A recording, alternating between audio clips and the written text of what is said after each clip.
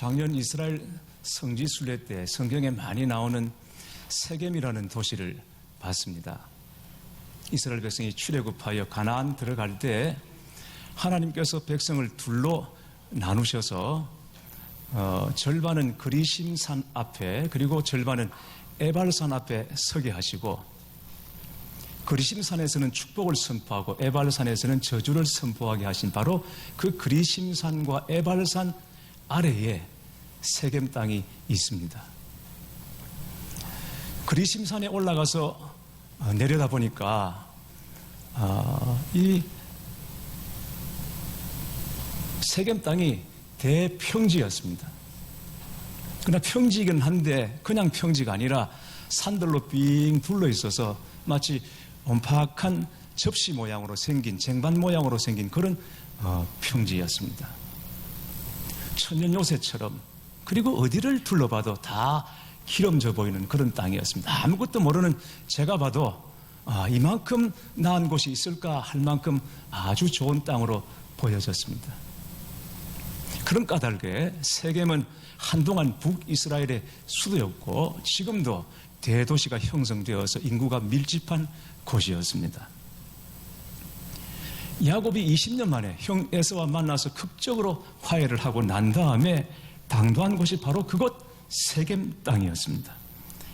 야곱은 거기 정주할 목적으로 땅을 샀습니다. 그리고 아버지 이삭과 할아버지 아브라함이 한 것처럼 그곳에 제단을 쌓고 하나님께 예배를 드립니다.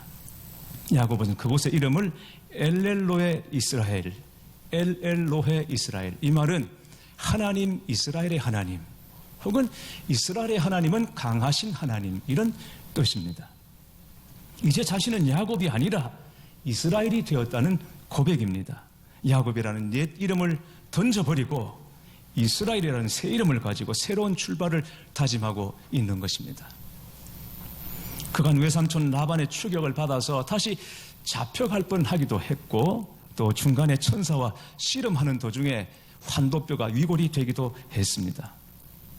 그리고 형 에서를 만나는 과정에서 온 가족이 다 죽음의 공포에 떨기도 했죠.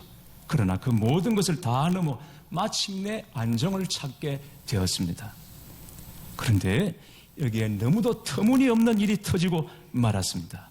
그것은 야곱의 알 디나가 밭갓 구경을 나갔다가 세겜성 추장 하몰의 아들 세겜에게 강간을 당하고 말았던 것입니다.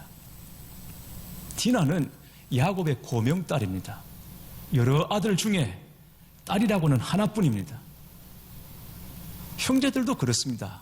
비록 이복 형제이긴 하지만 여동생 누이는 오직 하나입니다.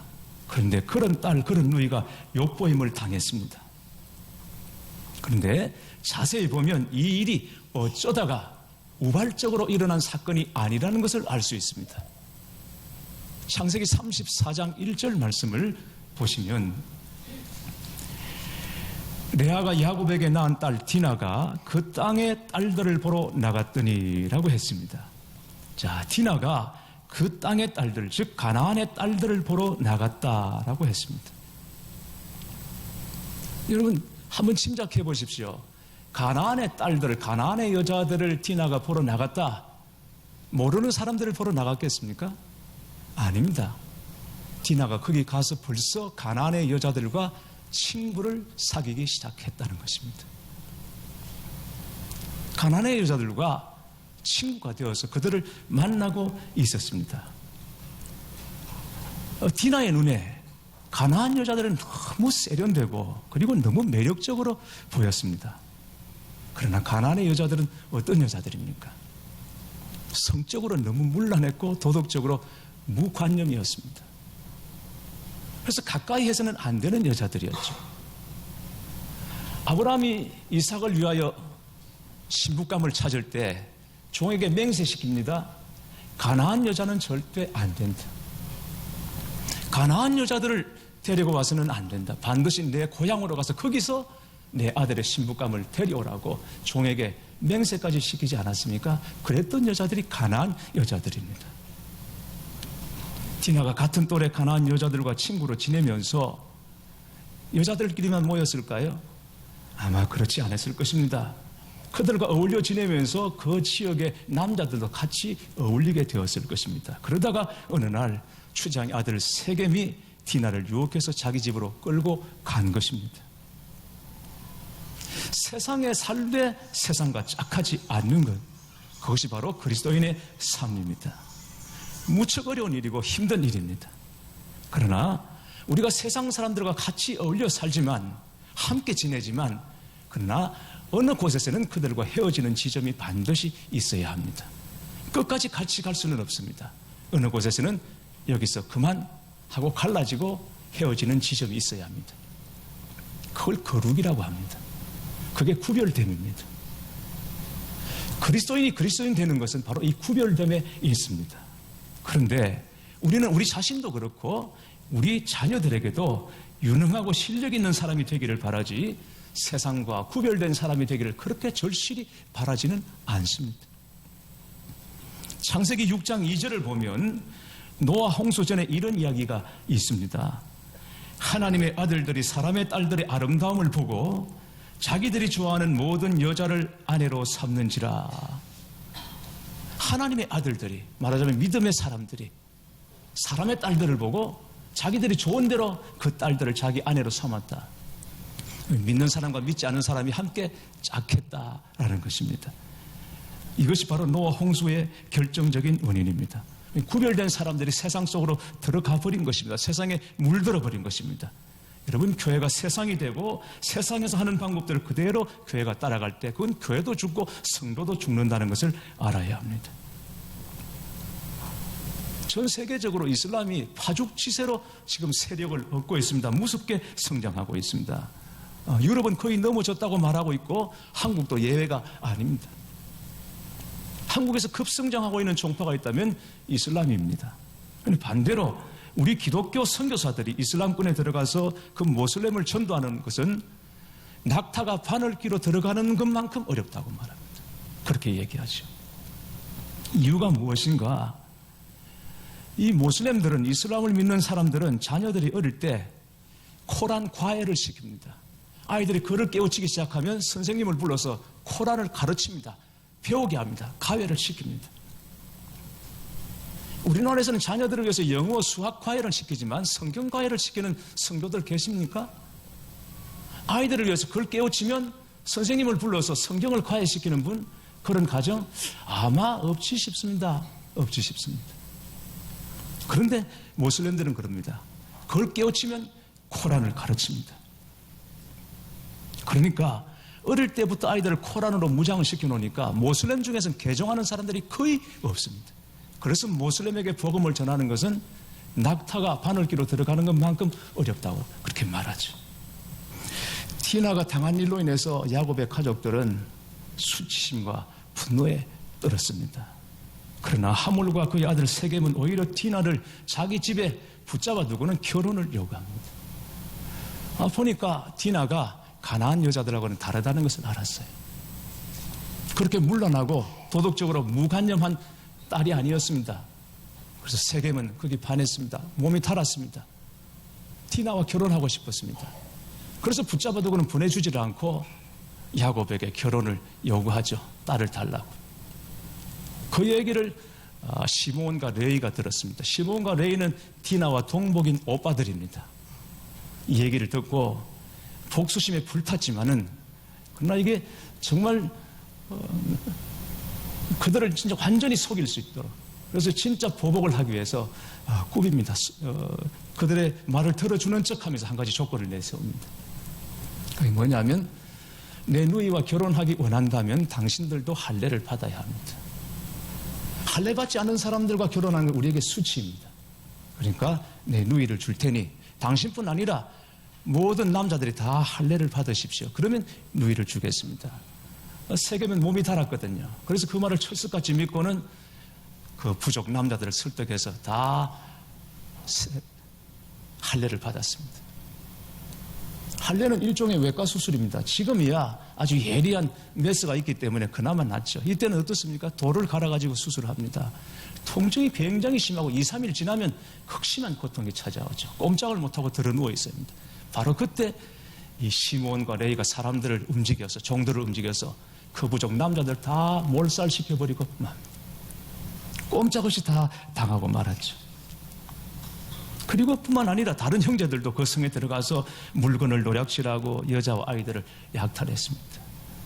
일이 이렇게 되고 나니까 어떻게 되겠습니까? 이제 난리가 나겠죠. 다른 지역 가난한 사람들이 그 얘기를 듣고는 함께 몰려오지 않겠습니까? 보복하지 않겠습니까? 야곱은 살아날 수가 없습니다. 하나님께서 가나안에 들어가서 거기서 살라 그랬는데 가나안에 살 수가 없습니다. 뭐 그 사람들이 한꺼번에 몰려오면 에스가 준비한 400명의 장정은 비교도 안 됩니다. 에스는 어쩌면 형제니까 살려줄 수도 있지만 그러나 이 사람들은 이방인이니까 무슨 인정으로 야곱의 일족을 살려주겠습니까? 다 죽이는 거죠. 정말 더 이상 피할 수도 없고 어디 몸을 숨길 수도 없는 그런 상황에 처했습니다. 야곱이 너무 답답합니다. 두렵습니다. 그저 막막할 뿐입니다. 이 많은 가족들을 어떻게 지킬 수 있나 답답했습니다. 바로 그때 하나님께서 야곱에게 나타나셔서 다시 말씀하십니다. 오늘 본문 1절 말씀입니다. 하나님이 야곱에게 이르시되 일어나 베델로 올라가서 거기 거주하며 내가 내 형 에서의 낯을 피하여 도망하던 때에 내게 나타났던 하나님께 거기서 제단을 쌓아라 하신지라. 하나님께서 야곱을 베델로 올라가라 말씀하십니다. 거기 올라가서 하나님께 예배드리라. 베델은 야곱이 형 에서를 피해서 도망하던 때에 맨 땅에서 잠을 자다가 하나님을 만난 곳이죠. 창세기 28장에 나옵니다. 베델은 야곱의 생애에 있어서 가장 힘이 없고 가난하고 비참한 현실이었습니다. 바로 거기서 하나님께서 야곱을 만나 주셨습니다. 돌베고 잠을 잘 때 하나님께서 사닥다리 가운데 임하셔서 그렇게 맨 땅에 자고 있는 야곱을 하나님 만나 주셨죠. 야곱이 가장 힘없고 가난하고 무력할 때 만나 주신 것은 그때가 비로소 하나님을 하나님으로 진정 만날 수 있는 때이기 때문입니다. 사람은 누구나 뭔가 좀 힘이 있고 믿을 만한 것이 있다면 그걸 의지해서 하나님을 우습게 여깁니다. 그러나 하나님 앞에서는 우리는 그야말로 한 줌 진흙에 불과하고 그저 티끌 같은 존재이죠. 그래서 우리가 하나님 앞에서 가난하면 가난할수록 연약하면 연약할수록 그래서 더 절실히 하나님을 찾게 되고 더 크신 하나님의 은혜와 능력을 힘입게 되는 줄 믿으시기 바랍니다. 그러므로 지금 여러분이 가난하다, 힘없다, 무력하다, 연약하다 그건 부끄러움이 아니라 하나님 만날 기회임을 믿으시기를 바랍니다. 베델은 야곱이 하나님을 처음 만난 첫사랑의 장소였습니다. 물론 다른 곳에서도 하나님을 만났죠. 하란을 떠날 때도 하나님께서 말씀하셨고 중간에 천사와 씨름됐고 그리고 두 진영으로 나누어지는 이 천사의 무리를 만나기도 했습니다. 그러나 야곱은 베델에서 처음으로 살아계신 하나님을 자기 하나님으로 만났습니다. 어떻게 보면 그 이전까지 하나님은 다른 사람의 하나님이었습니다. 그런데 거기서 비로소 하나님을 나의 하나님 야곱의 하나님으로 만나게 된 것입니다. 그러므로 하나님께서 야곱에게 베델로 올라가라 이 말은 처음 사랑, 그 처음 믿음을 회복하라 이런 뜻인 것입니다. 한때 우리 인생에서 가장 절실하게 절박하게 하나님을 찾고 아버지 매달리고 부르짖어 기도했던 때가 있습니다. 예배가 기뻤고 그리고 힘에 겨운 헌신, 봉사 이런 것들도 기쁨으로 감당했던 때가 있었습니다. 여러분 그때가 우리의 첫사랑이었습니다. 베델이라고 하는 어떤 특정한 장소가 중요한 것이 아니라 바로 그때 그 심정으로 돌아가라 하는 것입니다. 여름이 되면 이번 여름에 모르겠습니다. 우리 다음 세대에서 어디로 또 단기 선교를 해외에 나가게 될지 모르겠습니다만 예전에 제가 전도사 때 그때 우리 지금 장로님, 권사님들 모시고 선교를 나갔죠. 생각하면 그때가 지금보다 뭐 여유가 있었다든지 또 재정적으로 좀 넉넉했다든지 그랬던 것은 아닌 것 같습니다. 그때도 역시 바빴고 그때도 살기는 늘 빠듯했고 근데 여름 되면 다 내려놓고 선교 현장으로 가서 일주일 열흘간 그 사람들은 더위를 피해서 쉬는 때 아랑곳하지 않고 나가서 복음을 전하고 전도지를 나누고 또 행사를 준비하고 그렇게 했습니다. 예수 믿으시라고 일본에 가서는 예수 믿으라 그래야 되는데 말을 잘못해서 예수 믿지 마라 그렇게 얘기를 하기도 했어요. 예수 삼아 신지 마시오. 이 말을 예수 삼아 신지 마생. 절대 예수 믿으시면 안 됩니다. 그렇게 역전도를 하기도 해요. 그런데 그렇게 시간적으로 물질적으로 희생을 하고도 참 기뻤습니다. 몹시 피곤하죠. 그 최고 더울 때 그야말로 저녁 되면 그냥 다 파김치가 되어서 늘어지고 뭐 침실이 제대로 있습니까? 그냥 교회 바닥에 대강 깔고 그렇게 며칠을 지내고 오기도 하고 그래도 기뻤습니다. 행복했습니다. 왜 그렇습니까? 그게 우리의 첫사랑이었기 때문입니다. 특정한 장소가 아니라 그때 그 심정으로 다시 돌아가라, 올라가라 주님께서 말씀하시는 것입니다.